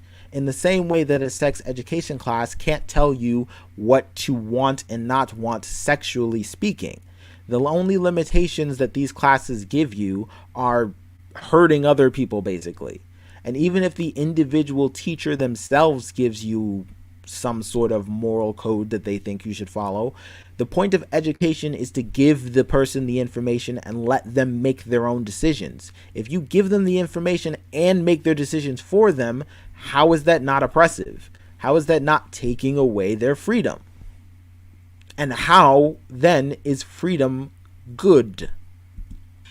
Or taking away freedom good? I misspoke. They ridicule abstinence on such grounds. They say there are some sex education classes that do. I'm not convinced all of them do. But there are some that ridicule them because it's unrealistic to try to starve yourself all day and think that you'll be healthy. Do you ever notice how biology classes or how nutrition classes never talk about the benefits of fasting? How they almost never talk about the benefits of starving yourself for large periods of day without food or water and how that is in any way beneficial? You ever notice how they don't do that? Maybe, just maybe, it's because it's not. And at the end of the day, a sexual appetite is common and normal. And there's no good reason that you should have those kinds of limitations on it. Just because someone is against abstinence doesn't mean that they are against any limitations on sex whatsoever. And abstinence is quite literally the most extreme limitation on sex possible, and regardless of whether or not you agree with it, like it, or don't like it, it tends not to be effective.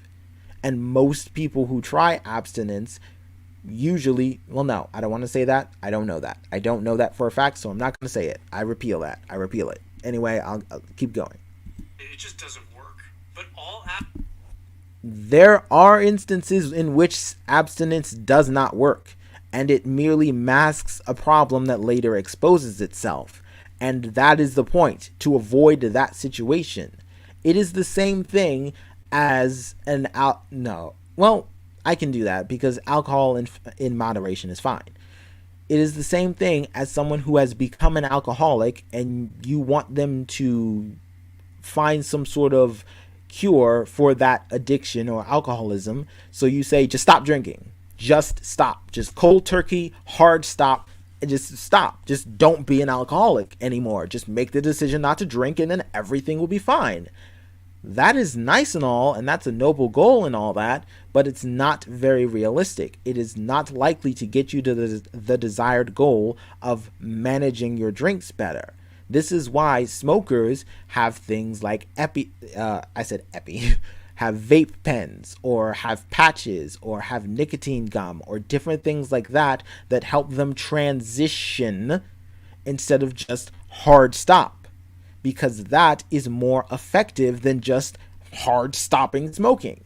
Not to mention the psychological effects that you can go through from just withdrawal, as well as the psychological effects you can go through from abstinence when it is not what you want. But I digress. Let me check chat for a sec. Okay, keep going. Abstinence is the recognition that we should avoid certain behaviors. No, it's not necessarily even the avoidance. It is the avoidance of behaviors, but it is an avoidance to such a degree that it is not healthy. In life, it is not healthy to avoid things, especially common things. It is more healthy to deal with them in one way, shape, or fashion. That doesn't mean you have to give in to them. Like if you have a confrontation, avoiding confrontation your entire life is not good and healthy because confrontation is unavoidable and will eventually catch up to you. However, you don't then have to just concede every conflict and just give in to the other person or persons. You can deal with a conflict in a way that is not avoiding it and also not giving in to it.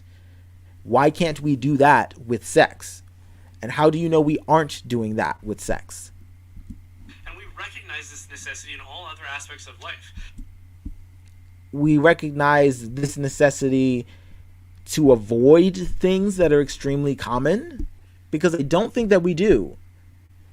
Nobody would ever say that we shouldn't teach people to avoid unhealthy food because He's like, yes, but you would. He's like, yes, but if you told people to avoid unhealthy food completely altogether, cold turkey, hard stop, that would be unhealthy, and people would be against that because it is not likely to get the desired result. If going on a diet was as easy and as simple and as effective as just not eating the unhealthy foods, then no one would be unhealthy, or no one who wanted to be healthy would be unhealthy. But it's not that effective. You have to look at what is effective at achieving a particular goal, and that particular method is not necessarily the most effective way to achieve that particular goal. Regardless of whether it's sex or food or anything else, pure avoidance usually is not the most effective way to handle the situation. Not handling a situation is not the most effective way to handle a situation, especially when the situation doesn't go away because you choose not to handle it. Not handling the situation, not dealing with any sort of sexuality issues or coming to terms with them, which doesn't mean having sex, by the way. You can still very much engage with sexual subjects and be abstinent, but you still engage with it. You still discover what you like and what you don't like. You just don't do anything about it. But I digress. because abstinence doesn't work.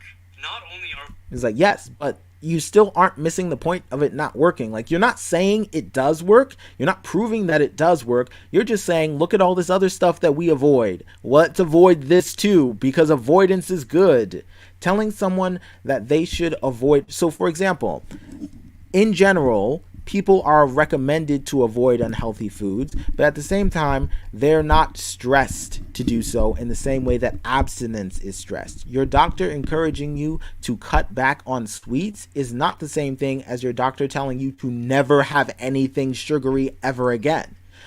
And that's essentially what abstinence is. And the fact that you think those two things are the same is a little disheartening, a little scary to me. A little scary. Just a little bit. we told that our passions should guide and direct our sexual choices, but some will take it a step further and say that our very sense of identity. Hold on, checking chat.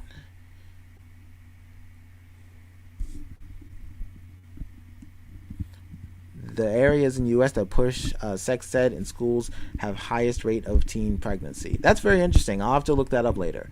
I wouldn't be surprised, but I do have to keep my skeptical hat on and make sure that I actually research it. Such teachings obviously wouldn't be effective in, stopping teens from having sex. Yes, and just say no. Just say no seems like an obvious bad idea to any sort of drug reduction plan. Any sort of reduction of any unhealthy behavior is usually not effective by telling the person to merely avoid the thing entirely. Avoiding it is not dealing with it, and not dealing with it is not the most effective way of dealing with it. Plain and simple. Identity and community are derived. Not only are we told that our passions should guide aspects of life. Nobody would ever say that we shouldn't teach people to avoid unhealthy food because abstinence doesn't work. Not only are I would like to point out that abstinence of unhealthy food, as you describe it, usually doesn't work. Because if it did, diets would be much easier, and people could just be abstinent on their diets. Are we told that our passions should guide and direct our sexual choices? What are our sexual choices if not our passions and desires? But some will take it a step further and say that our very sense of identity and community are derived from what happens to amuse us in common. Now, I might not spoilers alert, I might not necessarily agree with that. Don't get me wrong, there are people that do that, and that is their business. I personally do not think that anyone should derive their identity from any one particular passion, that people should see themselves as the amalgamation of who they are rather than a single aspect. However, that is their business and that is their decision. And at the end of the day, I don't care what they do or not. I'm not going to define myself by my sexuality, but if other people choose to, that is their business. Just because it's something I don't agree with doesn't mean, therefore, we have to make this great moral crusade of you wouldn't tell them not to eat unhealthy foods, so tell them to stop doing this other thing you disagree with, as if they're the same. So if you get turned on by certain things, that's your identity. No, whether or not you make that identity is your choice. If you get turned on by certain things and you decide to make that your identity, that is your business. You are not hurting anyone. What is the problem?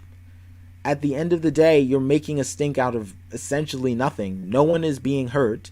And all that I can tell is wrong about this is just that it sounds vaguely like telling someone to do something unhealthy, and that's bad to you.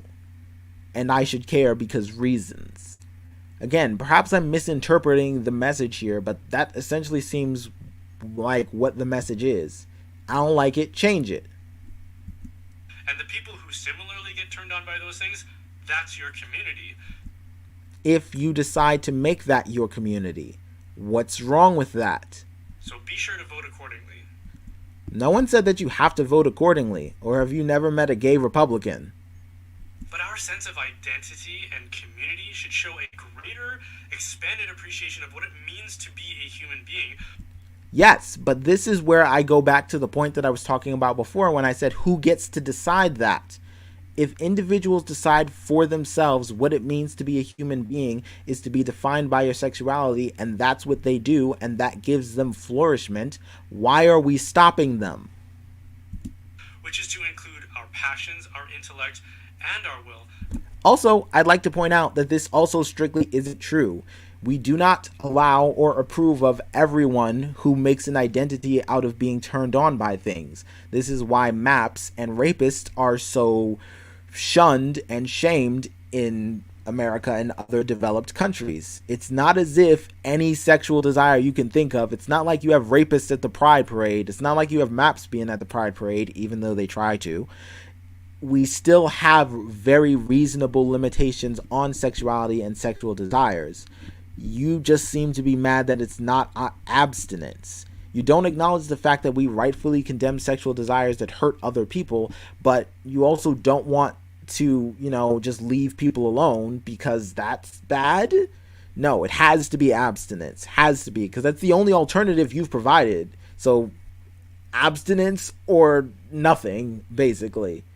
Not just our passions. That's dehumanizing. Is it? It's dehumanizing by your definition of humanity, but no one would define a human in the way that you did. It's dehumanizing to you, and I don't care what's dehumanizing to you. I don't live my life in accordance with what's dehumanizing to you. If you want me to care about your definition of dehumanizing, then you should provide it and then provide a case for why we shouldn't dehumanize people. Based on the definition you've given, where people adhere to their sexual desires, some of whom make that their identity, some of whom who do not, and they don't hurt anyone, why should I care about that dehumanization?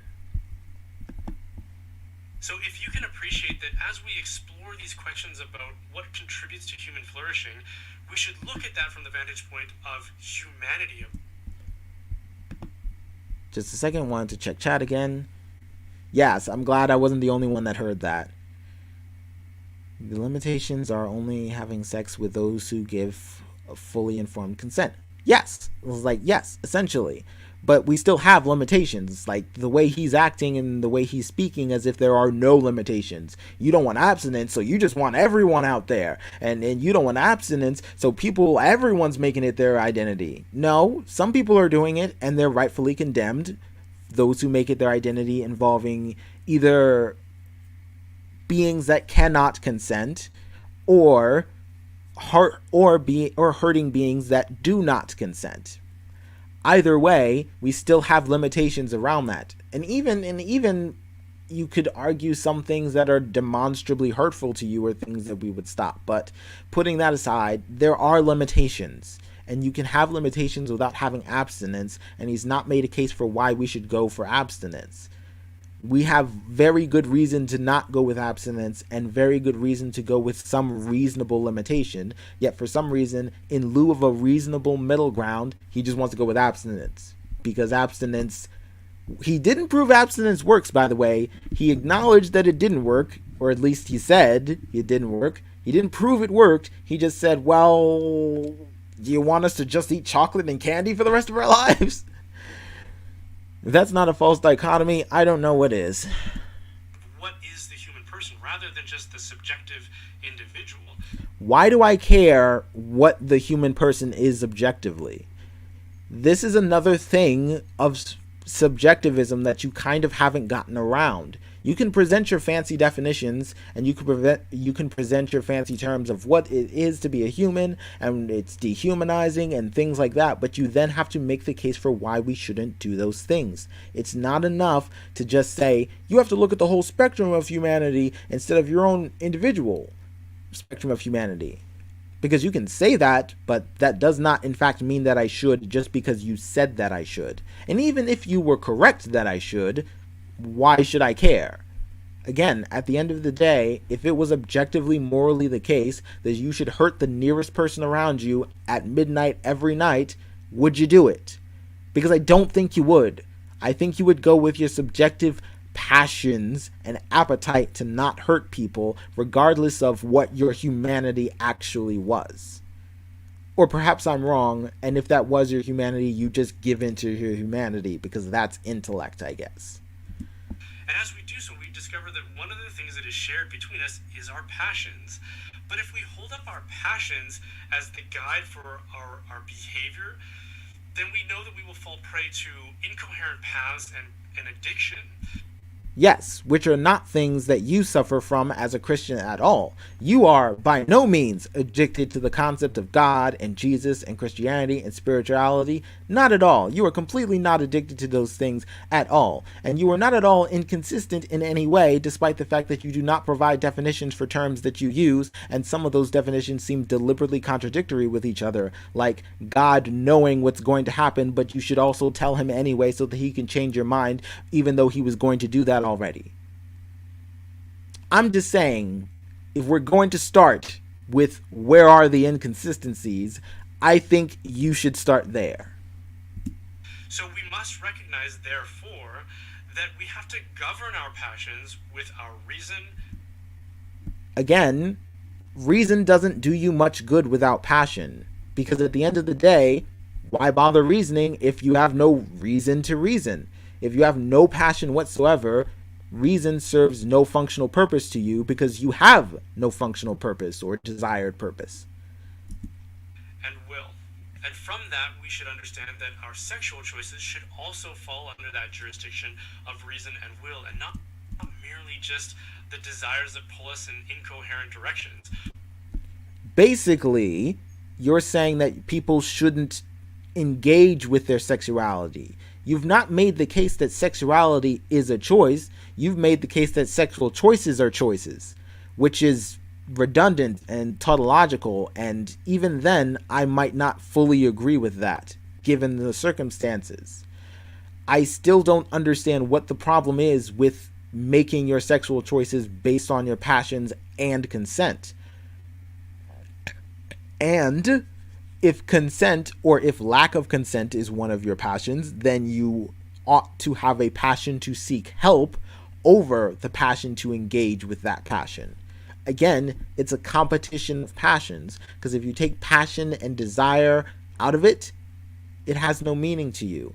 If you're trying to drink some water and someone presents you with a math problem, that is reason and that is logic, and that serves no function towards the desire of drinking water, so the math is useless to you in that moment.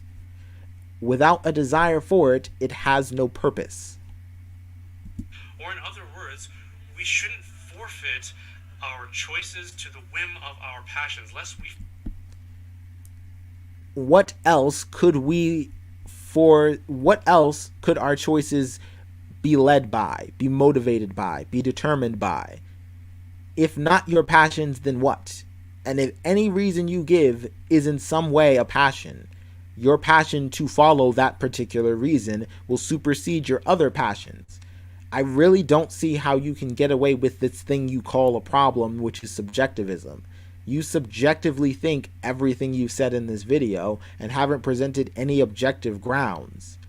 And there is a distinction between being addicted to something and doing what you want. And if you can't tell the difference between those two things, I don't know what to tell you. Someone who is led by their passions does what they want and isn't necessarily an addict. Forfeit the very thing that makes us uniquely human. Unless we have this passion for Jesus, in which case that's completely right. If we make all of our decisions based on Jesus, all of our decisions based on religion, all of our decisions based on Catholicism, that's good. That's reasonable.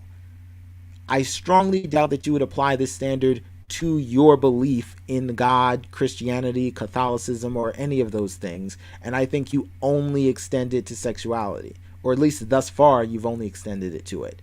Like I said, this video didn't really go over sexuality. All it said was, well, sexual choices are choices and you shouldn't follow the desires of your sexuality. Not that your sexuality is a choice, but that you have a choice as to whether or not you engage with that. And you shouldn't because abstinence. Because abstinence.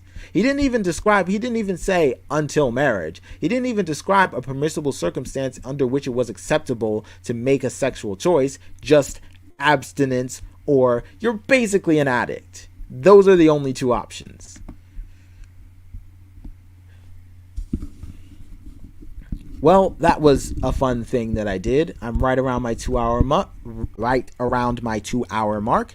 Thank you, Purple Rhymes with Orange, for hanging out and sticking with me.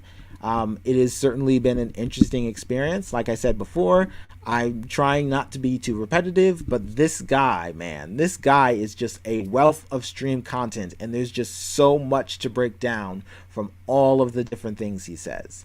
I will give Purple Rhymes with Orange, I will give you maybe like a minute or two if you want to say some final thoughts, because you are the only person who showed up, so you get preferential privilege, after which we will shut the stream down.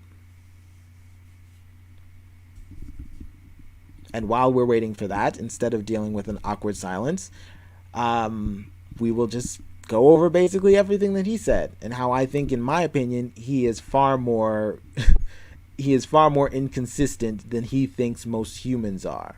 At least in how he gives a completely subjective opinion in a video and then complains about letting your subjective desires rule your life.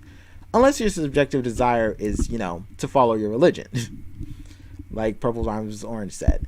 So thank you for coming through. I appreciate you. You get a major shout out, Purple Rhymes with Orange. Thank you very, very much. And I will see everyone who will watch this later. I will see you guys next week, where I will actually try to be on time. Until then, remember, I appreciate you all a lot.